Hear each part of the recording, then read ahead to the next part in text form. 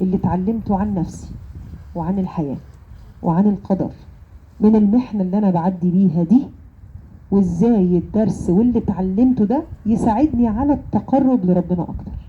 أدي أول سؤال اللي هو the lesson question. السؤال الثاني هو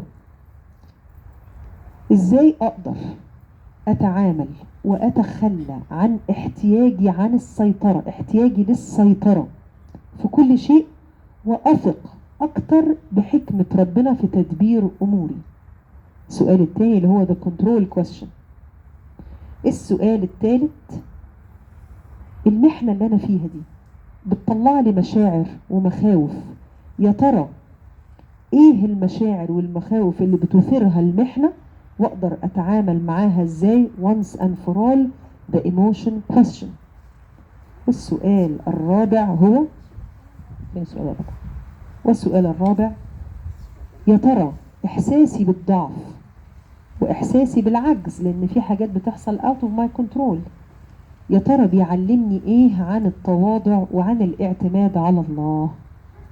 وآخر سؤال، إزاي المحنة دي شكلت شخصيتي وعلمتني من الفضائل اللي ربنا بيتكلم عنها في القرآن، اللي هم الصبر والشكر والرضا وكل الكلام الجميل ده. هم دول الخمس أسئلة بتاعة التروما، ويا رب ما يجعلنا عباد تروما ويا رب يبعد عنا وعنكم تروما، ويعيننا على تجاوز أي تروما إن شاء الله بإذن الله.